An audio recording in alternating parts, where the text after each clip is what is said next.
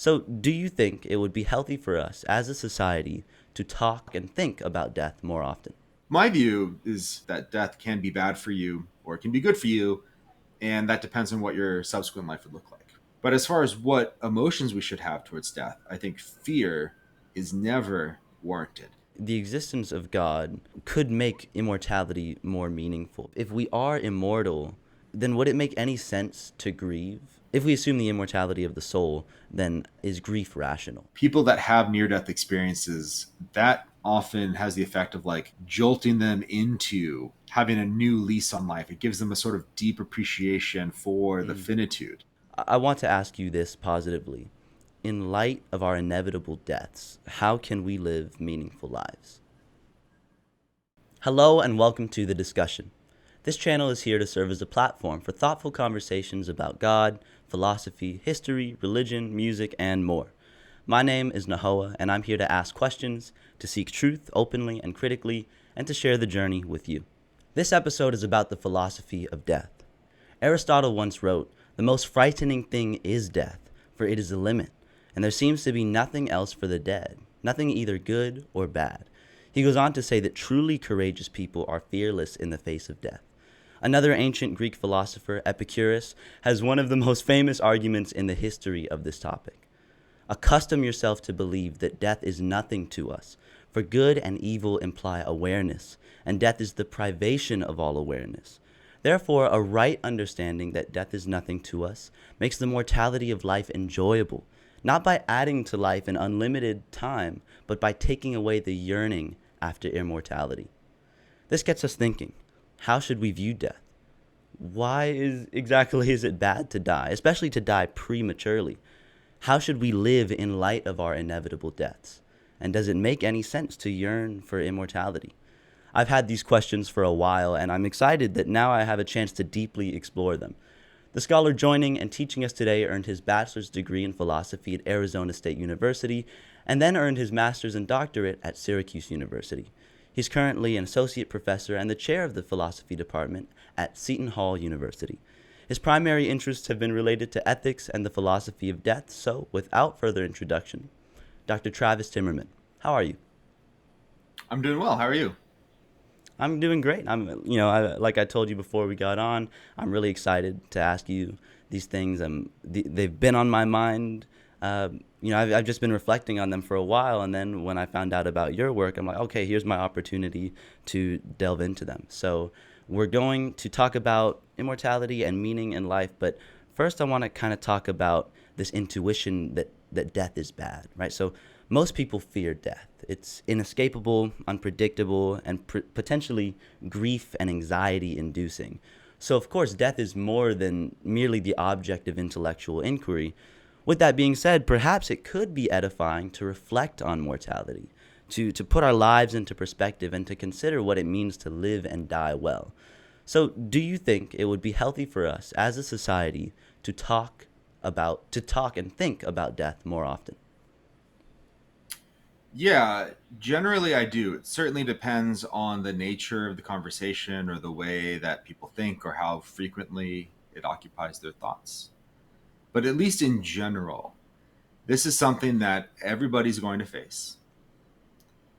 Everybody has thoughts about, but it's taboo to bring up in typical conversations, right? If you're hanging out with your friends and you just out of the blue ask them, what do you think about death? What happens when you die? Or is that bad for you? Or should I fear death? Unless somebody is sick or they're in a philosophy classroom or they're having a kind of philosophical conversation, that's going to generate funny looks. And I think a result of the sort of taboo nature of talking about death is a lot of people don't get to. And then they're worse off as a result, right? That makes them more anxious than they otherwise would be. That makes them bottle up questions that don't come out until death is imminent, either for them or for a loved one. And when death is imminent, that's not the ideal time to be thinking about it, right? Mm. You're not in your calmest, coolest, rational state when someone who's near and dear to you is dying. So I think there's a good case to be made that it'd be beneficial for people to have context in which they can have discussions about death much more generally. And there is a phenomenon that isn't as big now, but just in the last decade, called death cafes, where people who didn't have any philosophical or often even any academic background would get together at coffee shops with the explicit purpose of just having a conversation about death, whatever form that took. It could be free flowing. There was no sort of constraints beyond that. And I think a lot of people did that because they found it helpful for them.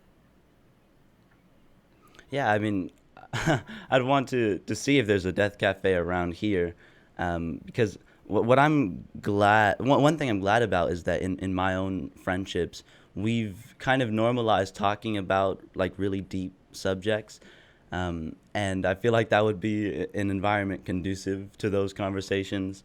One thing I was thinking though is that there might be a caveat to thinking and talking about death. So I was studying meditation, and I hear all these great things about how meditation can help to mitigate trait anxiety and symptoms of depression. But I found one kind of part of these studies that points out potentially adverse effects, because in meditation you're sitting there kind of alone with your thoughts, and so if you have a tendency to be really anxious, in some cases meditating and thinking about all the problems can worsen your anxiety. Or maybe to take kind of more accessible examples, like if there's someone who tends to be really aggressive and they watch violent movies, that might not be good for them. Or someone who's really lustful and they watch movies with maybe like pornographic media in them, that might not be good. So it's about like kind of how stable the person is. So what could be some negative effects of thinking about death for certain people?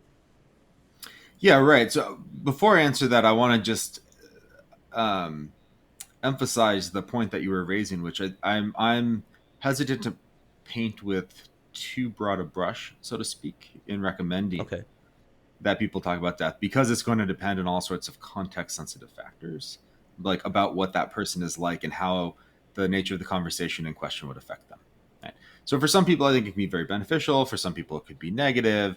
For most people, some conversations in some contexts will be beneficial, and some conversations in some contexts will be overall negative for them. Right? So what are the downsides? Well, one potential worry is somebody who doesn't fear death. Maybe they're inclined towards an Epicurean view, sort of along the lines of the ones that you just outlined.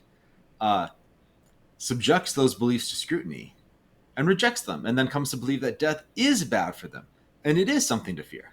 Right? The goal is to get to the truth here, but the truth isn't always calming. It doesn't always help Mm. us with anxiety. Right? So to a large extent, it's going to depend upon what sort of conclusions that they draw as a result of having these conversations, and how that affects their well-being compared to what they were thinking before they went into this. Or young people, death seems a lot more abstract and far away for them, and if they haven't lost somebody that's near and dear to them, it might be something that they've successfully been able to push in the back of their mind without adversely affecting them. And that could change after a conversation. I mean, if they uh, become overwhelmed or hyper focused on the potential badness of death in a way that detracts from how they live their life, or in a way that detracts from living their life in a way that's conducive to their well being, then that, of course, could be bad for them. Now, when I say that's a risk, I don't think it's actually a huge risk. And the basis that I have for that is not only the courses on the philosophy of death that I've taught, but ones that other philosophers that I know have taught as well. And the number of young college age students who say to their professors in person or in the anonymous course evaluations, where there's not an incentive to lie really in anonymous course evaluations, how much they got out of the class, how much they enjoyed talking about it, even when they didn't expect that, and how sort of practically valuable it was for them in a way that they didn't anticipate. So in general, it is beneficial and wise to think about death, but depending on the conclusions you draw, you just need to be discerning. One of the conclusions you draw is that contra Epicureanism, it actually is bad for you to die. And so the big question is why? Why is death bad? You've argued that death is bad for you because it deprives you of good life that you otherwise would have been able to experience. That's called deprivationism. So could you expand on this deprivation account of the badness of death? Yeah, I'll do that. And then I also want to throw the Epicurean a bone. So, the deprivation view in contemporary philosophy was first defended by Thomas Nagel in a paper that came out in 1969, 1970, just titled Death. And his view, which I tried to defend in a series of papers and in a book that I'm working on, is that death is not bad in and of itself. It's only extrinsically bad, which is to say that it's bad because it prevents us from accruing some intrinsic good or from some lesser intrinsic bad. Right? And in the case of death, the view is that it just prevents you from getting something that's good in and of itself.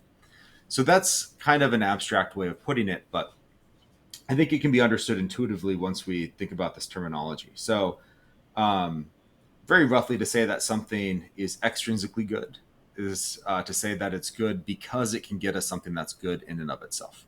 So money is a paradigm example of something that's extrinsically good. Right? Right. You want money to buy goods and services, and you want those because they can bring you things that are presumably good in and of themselves. Pleasure, or desire, satisfaction, or whatever you might think gives life value. Right? Whereas candidates for things that are good in and of themselves might think pleasure or desire satisfaction are paradigmatic candidates of that. So, why do you want pleasure? Because it's good. You don't want it just to get some other, as a means, purely as a means to some other end. You want pleasure because pleasure is good in and of itself. Okay. So the view that the standard deprivationist takes about death is that death is extrinsically bad because it prevents us from getting things that are intrinsically good.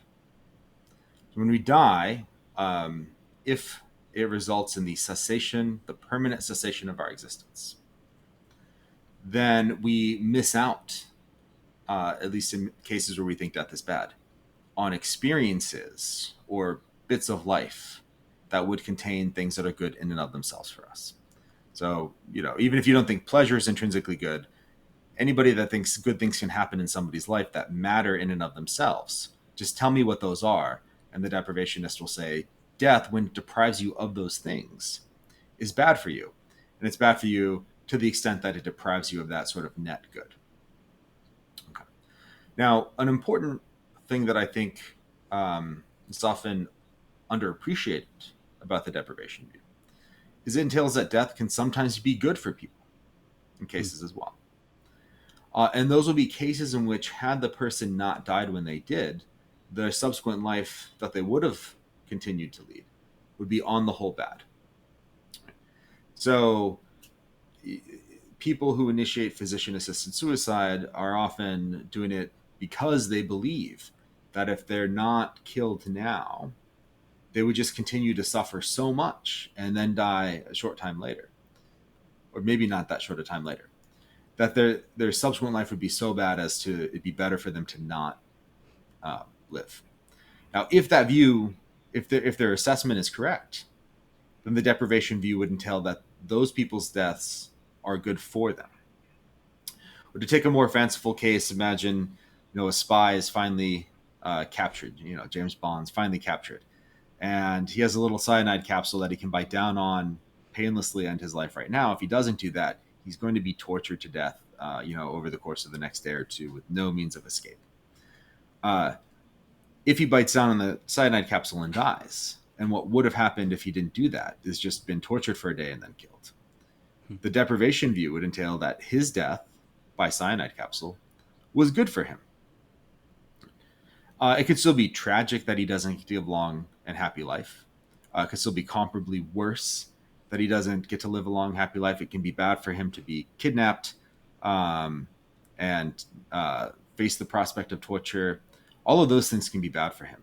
But dying by biting down on the cyanide capsule, the deprivation view would say, is good for him if it's true that his subsequent life would have been on the whole bad. Hmm. That's the deprivation view in a nutshell. Now, here's where I want to throw the Epicurean a bone. There's two importantly distinct questions to keep in mind here. So one question is whether death is bad for the person that dies. And another question is how we should feel about death, how we should feel about a potentially bad death. And the Epicurean can give interesting arguments that we shouldn't fear death. And I think some of those arguments succeed. They're sound arguments.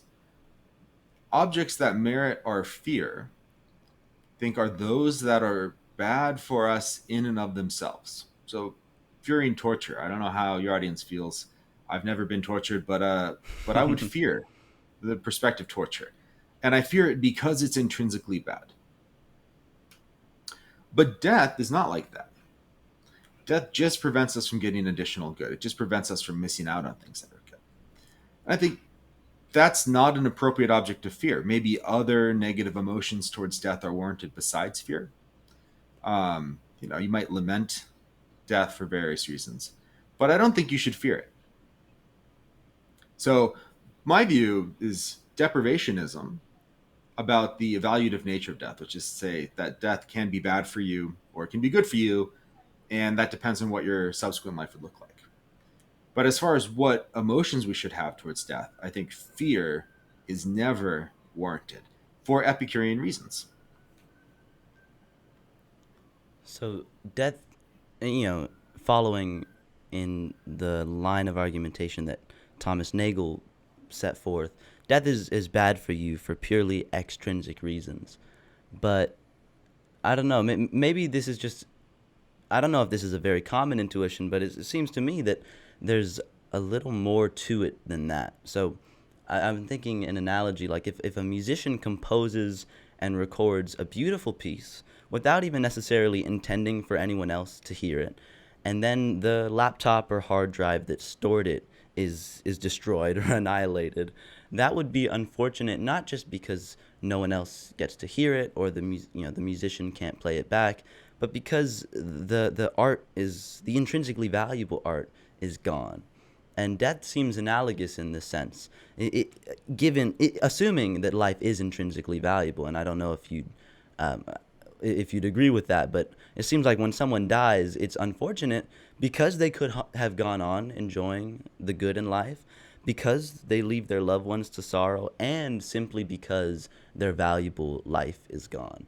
So, what are your thoughts on, you've defended deprivationism and you've argued against this kind of annihilation view. So I want to know why we should favor deprivation over annihilation.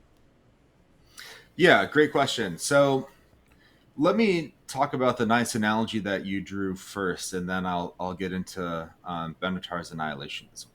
All right. So some of my answer will hinge on whether we think things like that could have intrinsic value apart from well-being property. So you use example of an inanimate object, like a piece of music. You could imagine a great artist paints a beautiful painting, Right. puts it in a box, doesn't intend for anybody to see it, buries it or something, and then an asteroid hits the box and destroys it. A lot of people think that is bad because they've destroyed something that has intrinsic value. My own view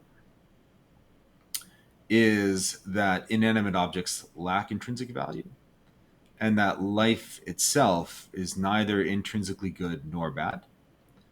What I think the fundamental bearers of intrinsic value are whatever the fundamental constituents of well-being are, right? So say that hedonism is true, and the sole thing that is good for a person is pleasure, and the sole thing that's bad for a person is pain.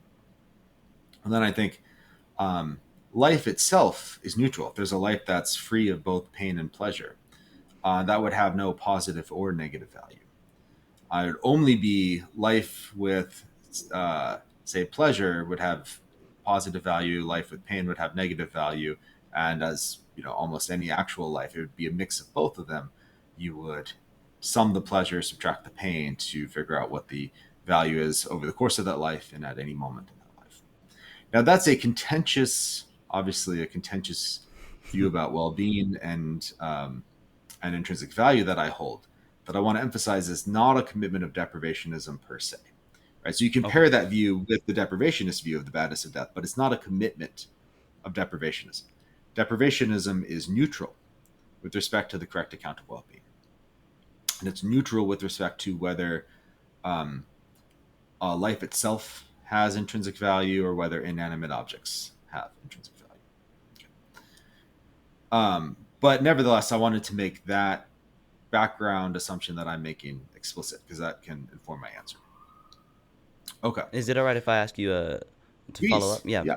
So, Yeah. okay, I think I understand what you're saying, and I want to know the motivation for why you say that, because it's contentious, and uh, you're aware of that. So I wonder why, what led you to the conclusion that life is not intrinsically good or bad? Because I would that view imply that maybe a very advanced robot who doesn't have any first person qualitative experiences is just as valuable or just as lacking in value as a human body who's biologically alive but uh, you know incapacitated such that they can't experience good or bad kind of conscious states. Like would those be on equal um, playing fields, I guess, on your view, or is there a relevant difference?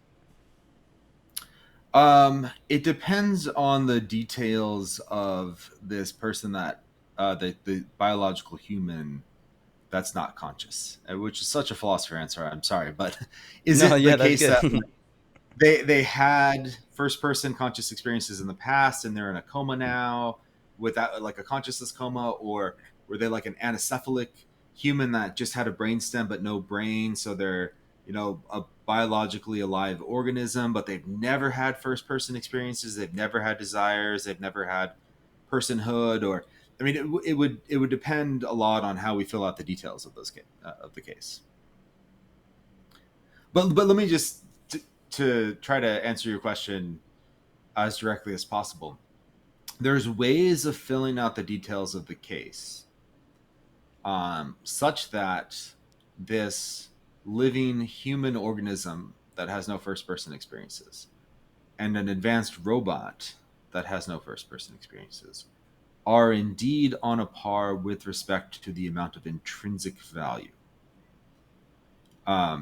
If the living human organism was never conscious, never had any first person experiences, never had any desires, never had, um, on my view, a moral status that could ground interest that we would have to take into account, um, then I would think, in terms of intrinsic value, that would be on a par with this very advanced robot, which might seem like the robot might seem like it has personhood even, but no first person experiences, as you've stipulated.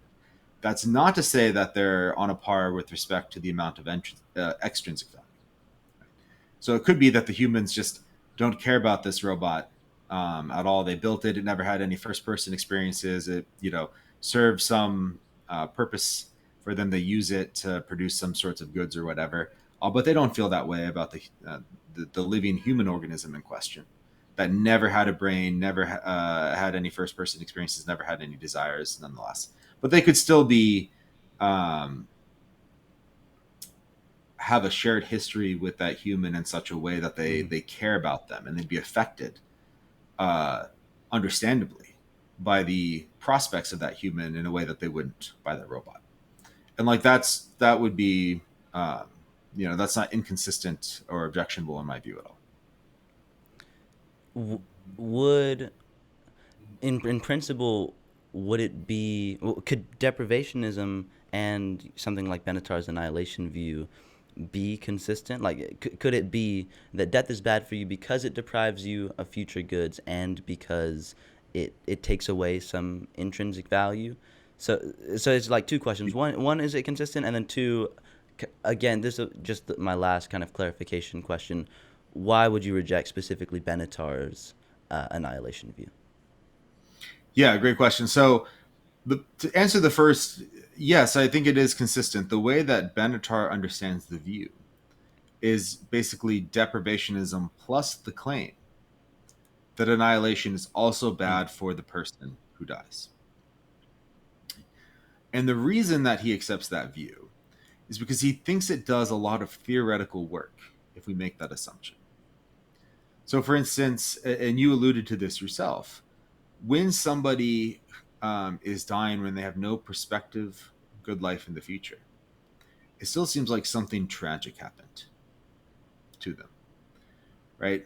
So, take the case again of somebody who's terminally ill.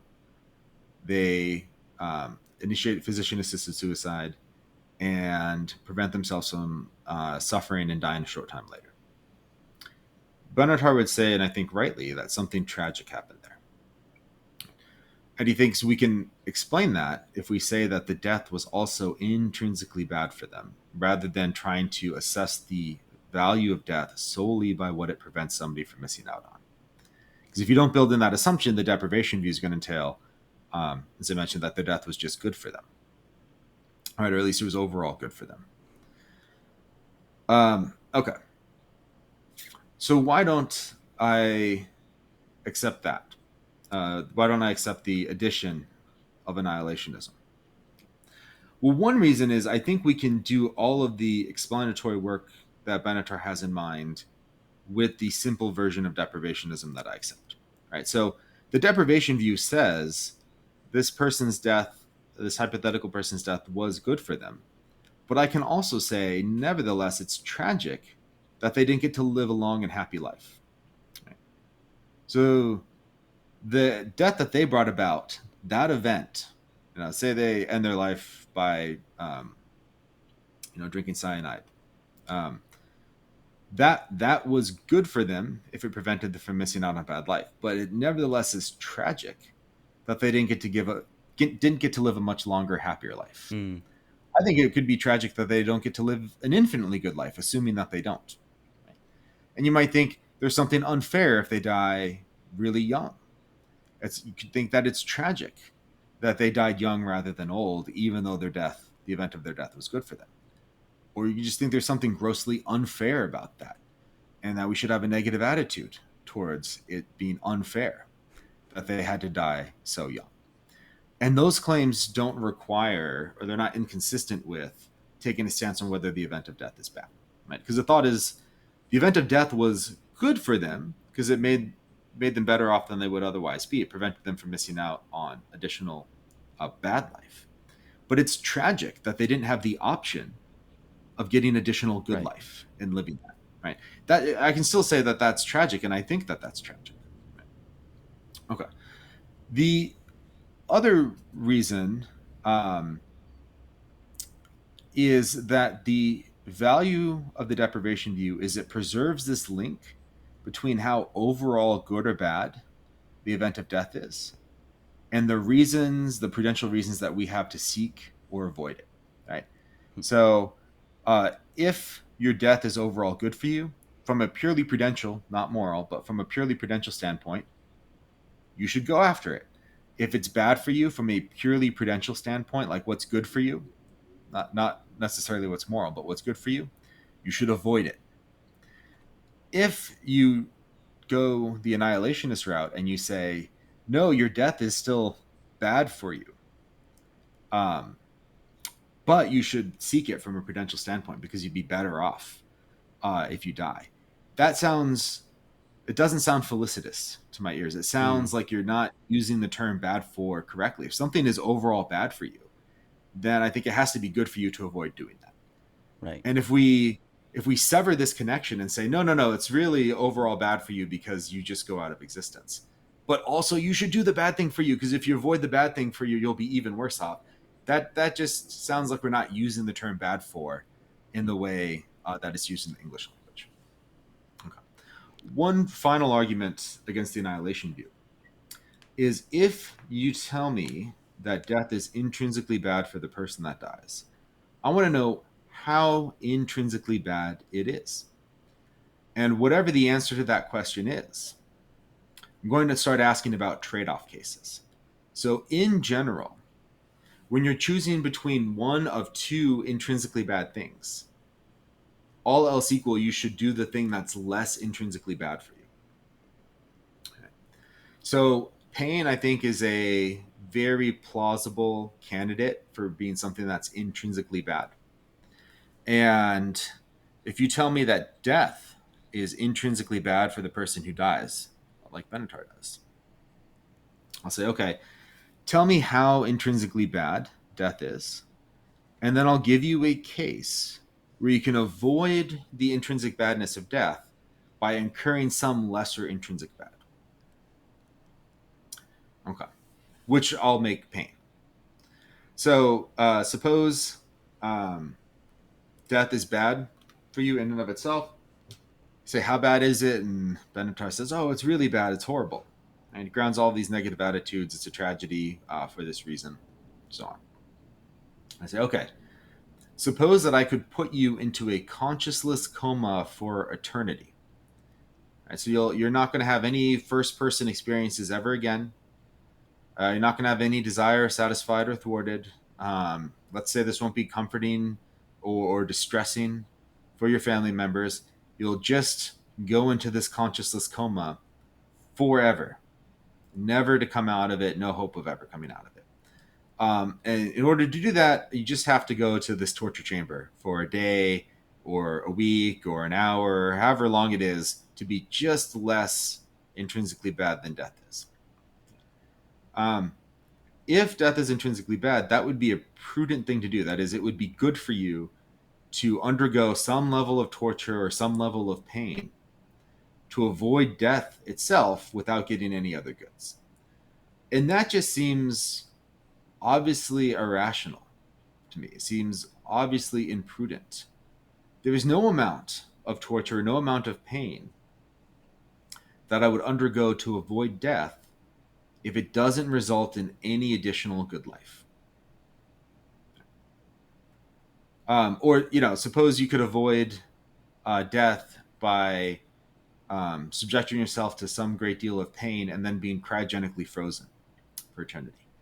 I don't think being cryogenically frozen results in somebody's death. I think it results in an intermediary state between being alive and dead. Right? So you avoid death, technically. You avoid the thing that's supposedly intrinsically bad. If you incur some other intrinsic bad that I'll stipulate is less than however bad the death is in question. Okay. So the general answer is, if you say that death is intrinsically bad, you're going to have to say what I think of as implausible things about trade-off cases. There's no amount of other things that are clearly intrinsically bad that I would incur just to avoid death itself. And I think most people generally only incur intrinsic bads to avoid death in order to get additional good life, which is a perfectly rational thing to do. But that is in line with the deprivation view of the badness of death, not with deprivationism plus the annihilation view. So you're saying that just going with deprivationism and not annihilationism is more parsimonious, and also annihilationism has implausible implications that should incline us to reject that. So thank you for that response. So at one point you mentioned you might think it tragic that they can't go on experiencing infinite good in life. And that got me thinking about a work called The Tragic Sense of Life by Miguel de Unamuno. And you can tell how conflicted he is, when he talks about when he talks about his own existence. He saw immortality as the supreme desire, yet he viewed belief in immortality as not only irrational but contra-rational. So that brings up kind of two questions for you. or from me to you, one, do you think immortality is desirable?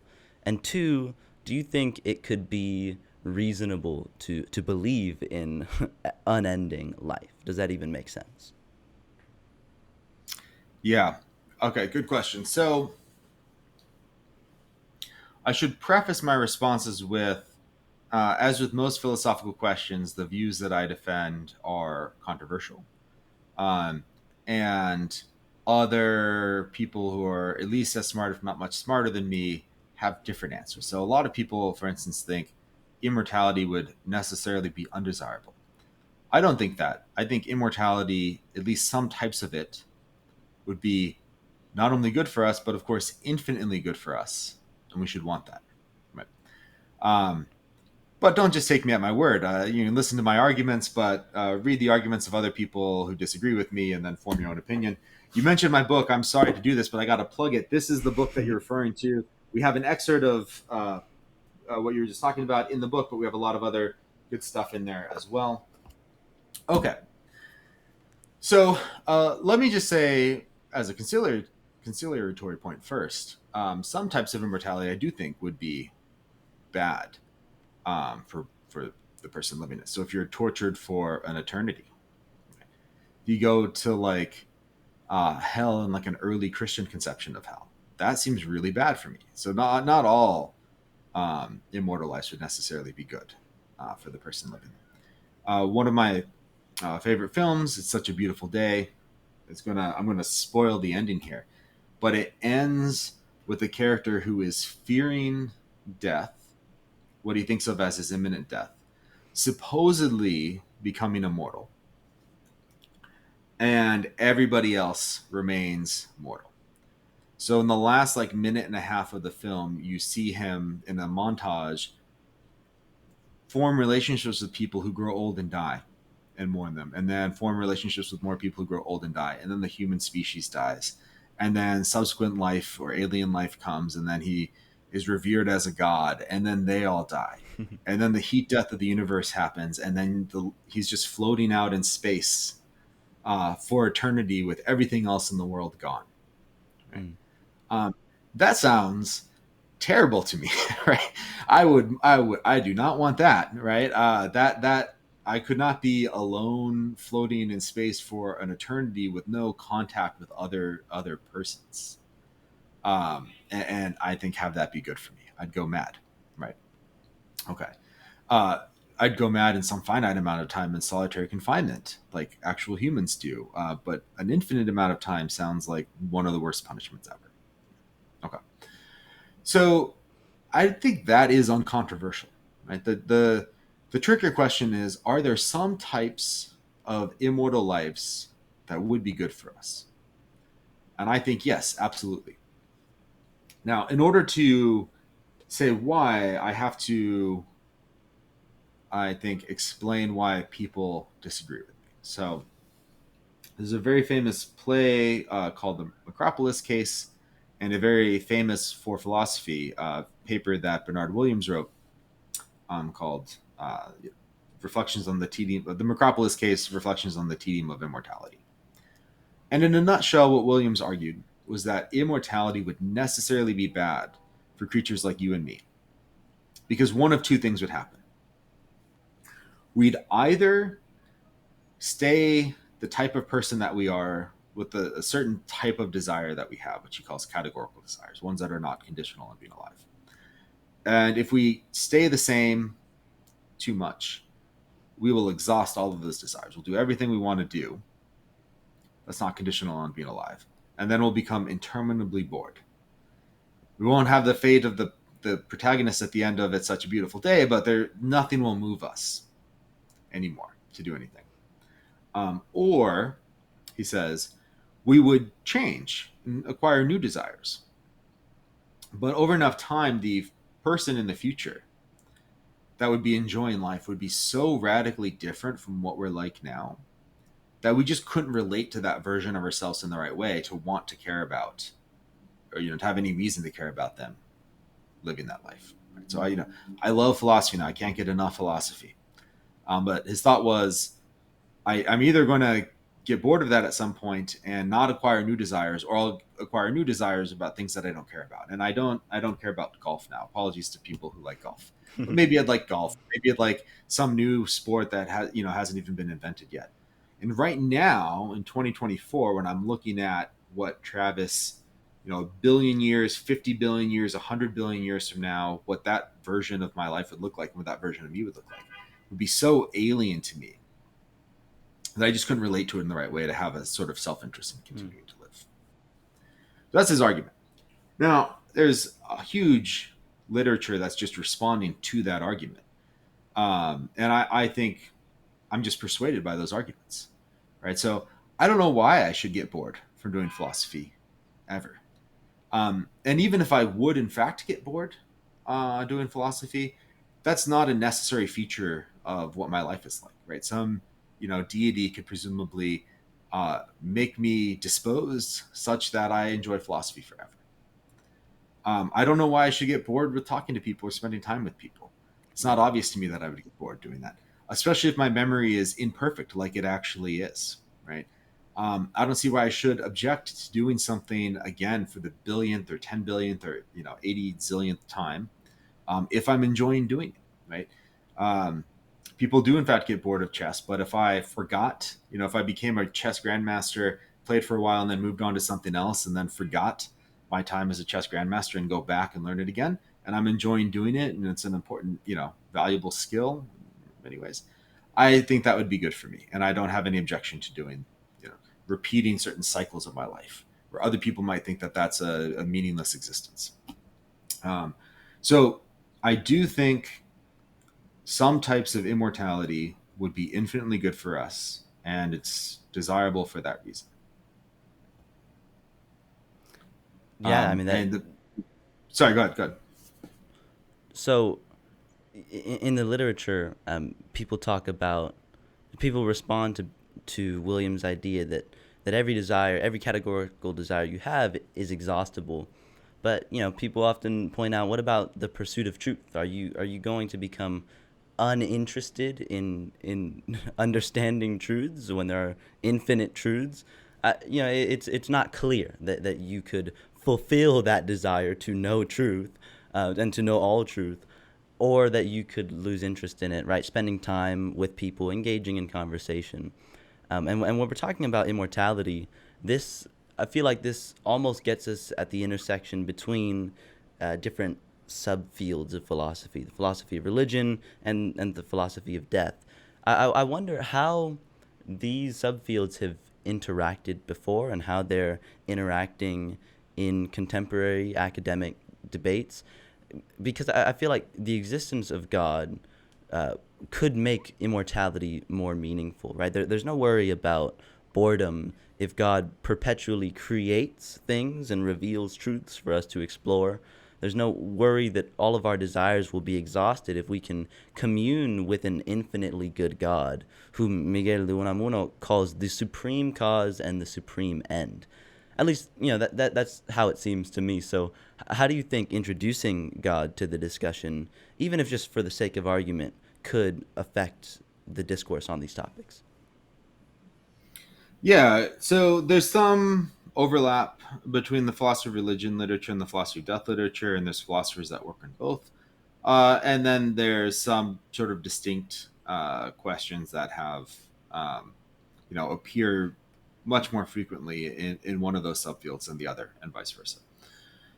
I will say it's hard to interpret Williams, and it's hard to interpret what immortality curmudgeons think. But as I understand him, or at least one plausible reading of Williams, is that he thought this would apply in any case, even if God existed. Hmm. Right? One way of reading Williams is that dilemma would persist even if we had a supreme deity revealing truth to us indefinitely. Now, I don't buy that. I'm just not convinced by that at all. But I would be curious in trying to tease out this thought insofar as is possible. So was there, may I ask, like, what is it about the nature of perfect deity revealing truth or something that you think would get around this problem of boredom?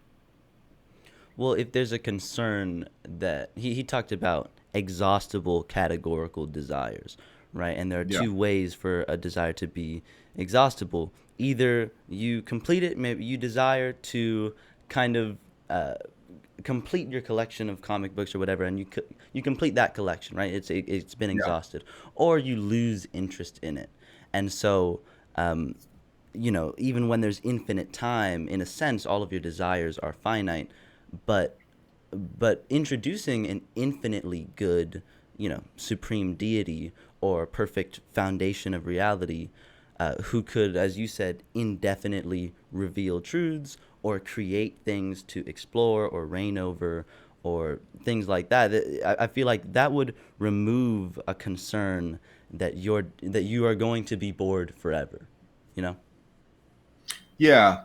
So, I mean, I think that I have a um, very broad interest in lots of true things. Not every true thing, right?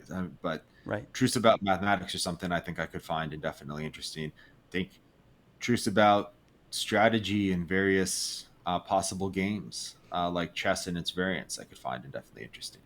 Um, but lots of truths I wouldn't find interesting. Um, so uh, if I tell you how many books are on the like third rung of my bookshelf or something, I might just rightly think like, who cares about that? There's an infinite Right. number of those types of truths as well.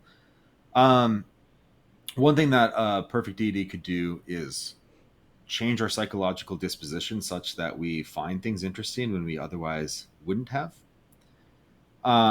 And my view is that would, if we find it interesting and it brings us happiness, that's prudentially good for us. So if God's, existed and suddenly made me interested in how many books you have on each rung of your shelf or something like that, um, or like how many blades of grass are in all these different possible fields or whatever. Um, if I enjoy learning about this, I think that's good for me. A lot of people, and I assume Williams would have, if you're alive, would think that would be a sort of meaningless type of thing to get joy out of.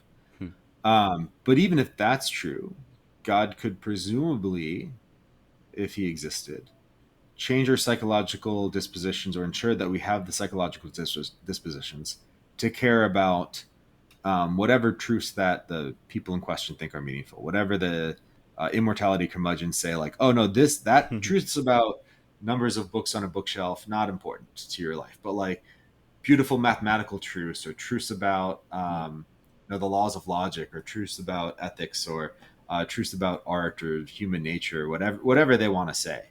God could Um, bring you to be interested in those, right? And even Perpetually, beyond, yeah. yeah, that, But what Williams would say, I take it, is that would result in us being very different from what we are mm, right now, such that we couldn't relate to that person in the right sort of way. Just seems so alien that it doesn't ground a sort of self interest. And for reasons that other people like David Benatar pointed out, I'm just not persuaded by that. I think your 1 year old self, my 1 year old self, had an interest in us continuing our lives, assuming that our lives are on the whole good. Even though what I'm like now psychologically is there's no overlap between that pretty much and what my 1 year old self was like, right? Except for maybe some like base pleasures of taste. Certain gustatory foods bring certain gustatory pleasure, something like that. But my 1 year old self was like interested in Sesame Street and not the philosophy of death, right? Or you can right, fill out the details in all sorts of ways, but there's almost no overlap there. And if we tolerate that kind of wild divergence between what our very young selves are like and what our present selves and what our much older selves might be like, I don't see why we should draw some sharp line at the natural human lifespan or a few hundred years, like William thought. Maybe myself 50 billion years from now, or maybe myself in some afterlife of the perfect deity would be unrecognizable to me right now. But as long as personal identity is maintained and I'm having a good life at that time, I think that's good for me. And I think that's enough to ground the sort of prudential interest. So Um, I'm doing my best to like articulate what Williams would say Yeah. here, but I'm not persuaded by his argument for these reasons. No, yeah, that does seem fair to him. And also, I mean, given a pretty robust, and at least to us in the West, common sense view of identity, even radical changes in interests and psychological states don't make don't distinguish between different persons, because like you said, you are very different from 1-year-old you, and you'll be very different from 80-year-old you, right? But it's Yeah. still the you that unites all those psychological changes. And I say common sense at least in the West, because in the East, I mean, they wouldn't view you as a persistent an identity that persists throughout time. But that's kind of a whole another conversation.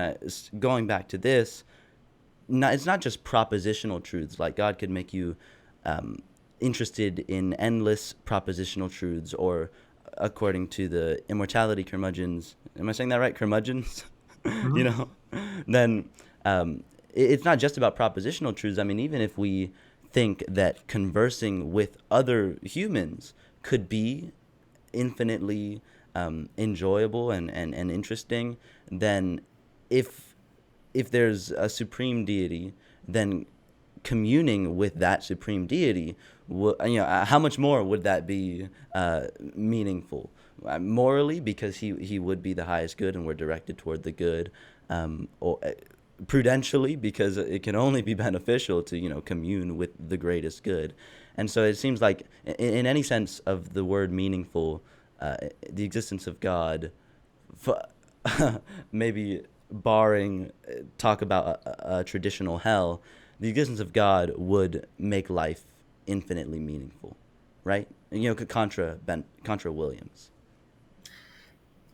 Yeah. So one thing that I get hung up on a little bit is what it means for something to be meaningful. Hmm. And we talked a little bit about this via email. So Right. I can understand what it means for something to be like a prudential good that enhances the total amount of well-being in my life. I understand what it means, I think, for something to be a moral good, which is to say, oh, yeah, you got a nice slide up there for that. That it's takes other regarding considerations into account, so it's good for some other morally considerable being. I can understand that. Meaning is a term that I find confusing, in part because it just seems so linguistically vague for me. Right. Hmm. So, I mean, one way to understand it is like um, some deity creates humans with like a purpose. Like they were created with the intent purpose of doing X, Y, and Z. That's one sort of colloquial way to understand meaning. I don't think there's any meaning in our lives in that respect. Another way that people use the term meaning is something that like it's a moral good that seems to be valuable for the person who does the meaningful thing, even if it detracts from their well-being. So um Nelson Mandela, um time as a political prisoner and then rise to the presidency, overseeing the end of apartheid in South Africa. I think that's very meaningful, and that's something valuable about his life. That's like um, enhances the value of his life, even if it detracted from his well-being level, because Right. he was tortured in so many ways. Right? And I have a hard time making sense of meaning so understood. And I can understand talking about um, the ways in which it was good or bad for Mandela to live the life that he did. And I can understand talk of like good for him and bad for him in terms of well being. And I can understand talk of the great moral value of what he did. And but I have a hard time parsing meaning as a kind of third category that is in Hmm. some sort of confusing way a blend of both of these. I really think when we talk about meaning, and I'm fine using that term colloquially, I do it myself, that we can reduce that talk to either talk about moral value or prudential value and just talk about it in these more precise ways.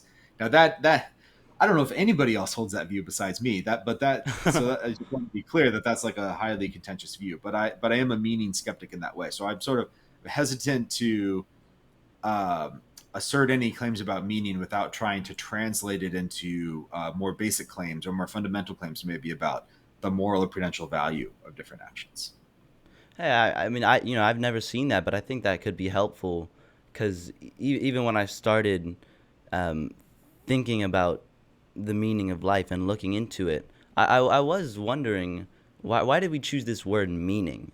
You know, because if it's synonymous with purpose, then okay, maybe just use purpose. But it seems like meaning is seen as its own category. But what do you mean? What does life mean? So I feel like it can be helpful to reduce it to moral goodness and prudential goodness. Um, I so I wonder if we are immortal, then would it make any sense to grieve for someone who's died, or maybe passed would be a really appropriate term, passed from one life to the afterlife, like if we assume that if we assume the immortality of the soul, then is grief rational? Yeah. All right. That's a really good question. So here's another annoying philosopher answer. When you say assume the immortality of the soul, just to be clear, the assumption is humans have a soul that's constitutive of their personal identity, and in fact, their soul goes and lives on forever, right? Maybe a Yes. good life forever, right? Yeah. Um, but if we're not also assuming that the potential griever knows this, or at least knows it with certainty, then I think we that's one way to make sense of their grief, right? So even if you think somebody is, even if you, in a sense, believe that people have immortal souls, that belief for most people is probably going to fall short of certainty. Right. And just the thought that there's a non trivial possibility that that person is gone forever, rather than waiting in a different plane of existence where you could be reunited with them in the future. That, I think, that could be sufficient grounds for Hmm. grief. Um, Now, another explanation for the rationality of grief. So suppose we make these assumptions about immortality and a soul persisting in this infinitely good life. Um, and then the total amount of life that they would get will be equally good for them whether they start it now or whether they start it 50 years from now or whether they started it 50 years earlier. At least, over the course of that infinite amount of life, the total amount of infinite good they would get would be the same. The cardinalities would match up. But nevertheless, you might think um, there's certain shared experiences that I thought we were going to have, or certain experiences that they thought they were going to have, Hmm. that might be that might involve some non-fungible goods. All right. So Hmm. even though they're going to get infinite good on the whole, like they don't get to, see their daughter get married, or they don't get to meet their Right. grandkids, or like fill in the details for whatever, thing that you think is really important in their life that now they're not going to get to do because they died prematurely. And you might think you can't just substitute those kinds of goods for whatever other goods they'd be getting in a different plane of existence. So even though they're getting infinite good, there's still something of that, some non fungible good here that was lost. That could be a source of grief. Um, and then now that said, Michael Cholby has a fantastic book on grief that came out with Princeton University Press. And one of the things that he argues is that grief, at least, not mourning necessarily, but grief, is egocentric. And we're often, so that is where the grief sort of comes from, the way that this person's death is going to affect our lives. And it sounds sort of selfish when you put it that way, but the way that he, cashes it out, something like there's a sharp contrast between the conception of ourselves that we had that were so intertwined with this person whose death we're grieving, and what our new conception of ourselves is going to have to be. Um, so if a person loses a longtime partner unexpectedly, the conception of the selves that they had was intertwined deeply with that person, and what they thought the future was going to look like was going to be a future that they shared with that person, at least for a very long time. Now that's gone, and that can damage. It can shatter that sort of self-conception in a way that could facilitate a grieving process. Even if they think, after my biological death, I'll continue to exist in some non-physical form, or I'll be reunited with this person again. That still drastically alters what they thought the course of their life was going to look like.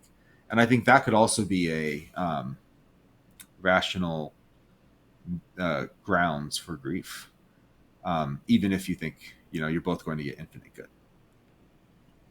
Right. I mean, that's powerful. And very interesting to think that we grieve when someone else dies because our practical identities were invested in their existences, and so it involves intrinsically bad, painful states, right? But it's also good and healthy, to a degree, because it allows us to develop a deeper level of self knowledge, and that's really interesting to think about.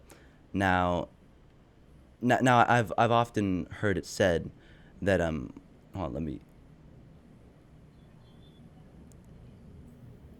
me get my okay. So I've often heard people say that life is short, and that's what makes your time precious, right? The idea is that the fact of your mortality imbues urgent purpose into your existence. And I definitely see the appeal in that line of reasoning, but I don't automatically share the intuition that life has to be finite for it to be significant. And so one of my questions for a while has been, to what extent does finitude affect meaning in life? And in light of what we've just talked about, we could change it to maybe knowing that life is finite. How does that affect how we engage in the morally good and the prudentially good in our short lives? Yeah, right. So I think there's something to that thought, at least if we're understanding it as forcing us, at least if we're thinking about this, to think about our priorities. And then if we're completely rational, we can structure our lives on the basis of these priorities given the time that we have. Now we don't often do that. If I did that, I'd watch less TV, right? But I don't. I still will do things that I think are frivolous or less important than what I Mm. could otherwise be doing, and not just to cure burnout, but just sort of a crazy, right? Um, but nevertheless, to the extent that we keep that in mind and we're able to really think through this, it can um, help us organize our time in a way that we think is valuable, Mm.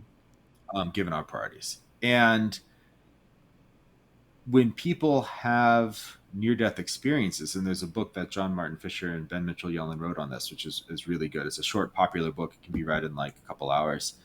Um, People that have near-death experiences, that often has the effect of like jolting them into uh, having a new lease on life. It gives them a sort of deep appreciation for the Mm. finitude, and makes the fact that they only have some finite amount of time very salient to them in such a way that it you know uh, results in radical changes in their life that are often by their own lights to their benefit. Right. So I think it can be not only. So I think the value is this sort of practical value here because it forces us to do that. Does it give us? Is it a necessary condition for any sort of moral or prudential value? No, I think an infinite life would be much better. We could do a lot of more things that are good for us, and we could do a lot more moral good as well. Um, but given that we do have a finite existence, recognizing that, taking into account when we choose how to live our lives, can be very important.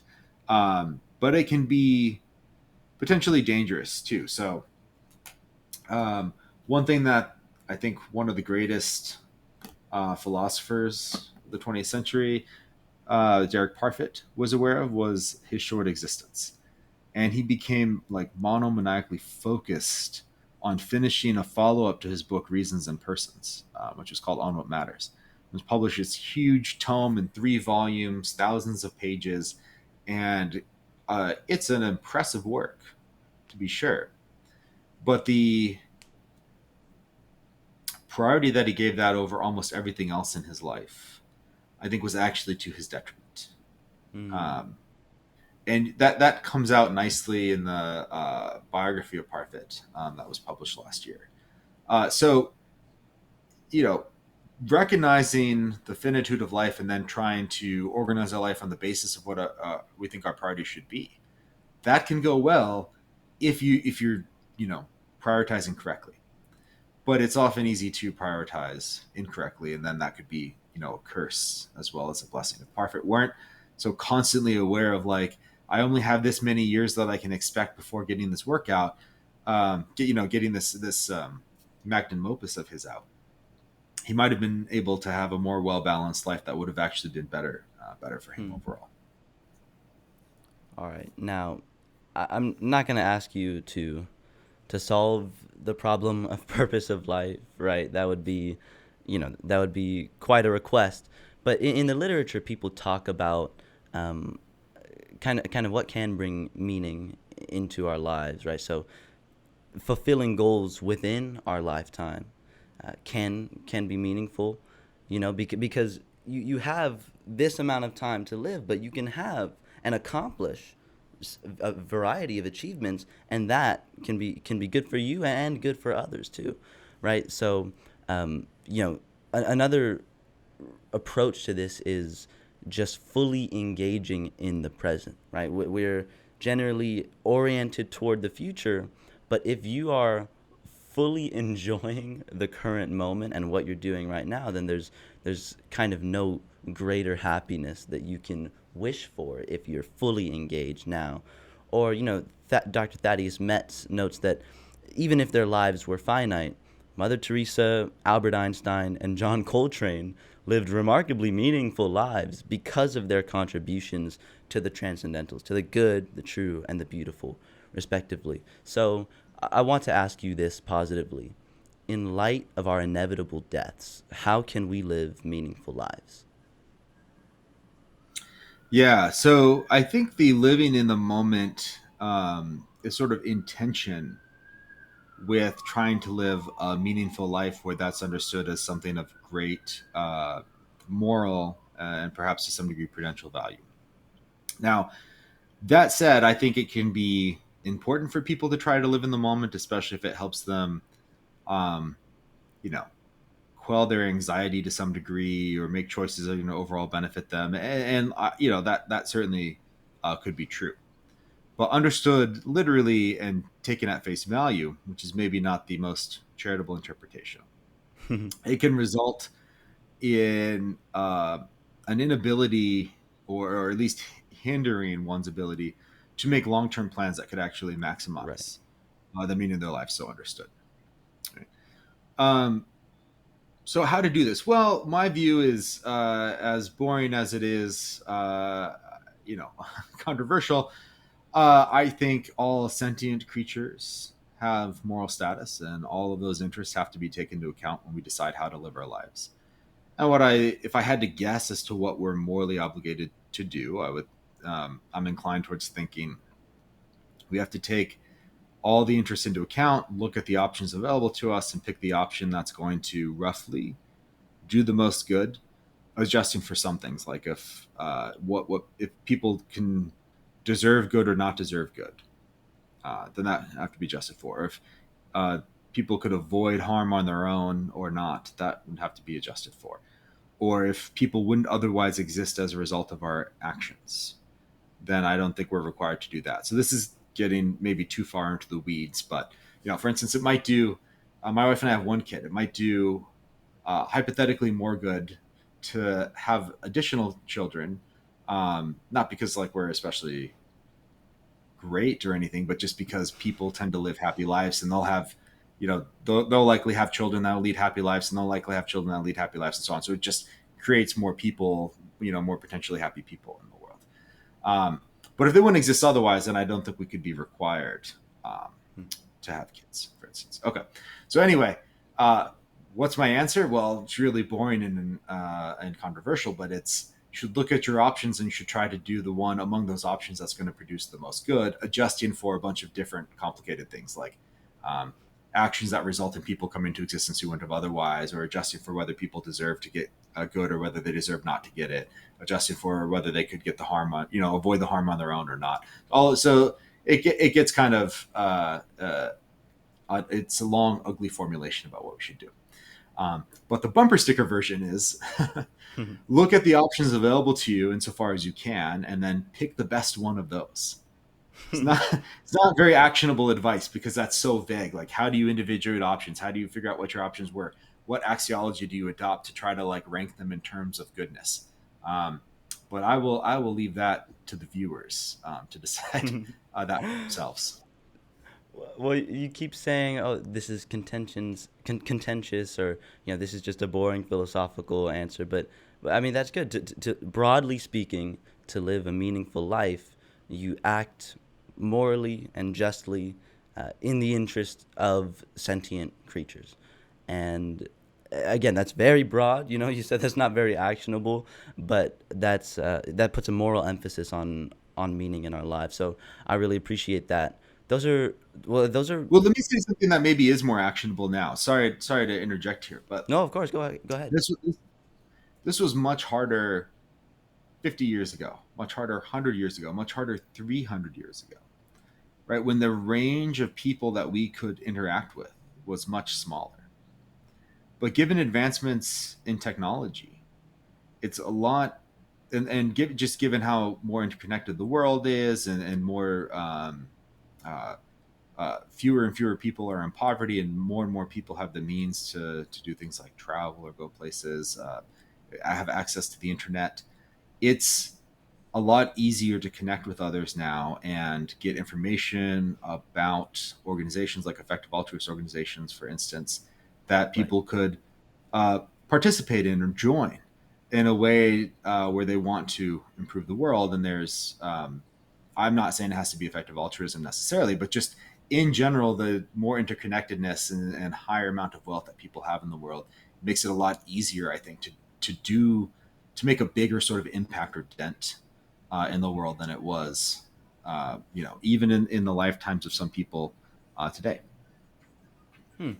That when Mel Brooks is 98 years old and he was born in Brooklyn in the 1920s, it was much harder to find Right. some organization that's going to do good than it is now. The range of options were much more limited for him at that time. Right. And so I can put some resources in the description. Effective altruism would be one. I'll put your book, Dr. Michael Cholby's book, some of your other articles in the description. And one of the final questions that I ask all my guests at the end of each interview is just what's something significant on which you've changed your mind. It could be on what we've discussed here or anything else from you, and you've come to accept or reject something because of academic studies or conversations or personal experience. It's just, yeah, an open question. Yeah, it's a great question. There's so many of them. So, one major one for me, I think, was I used to accept a Humean view of reasons. I Hmm. thought they were basically the slaves of the passions, to use a term. So I thought like you could just look at your options, and then whatever you wanted to do was sort of basic, and then that generated reasons for you. Hmm. Where now I think we can be rationally required to have certain preferences over others.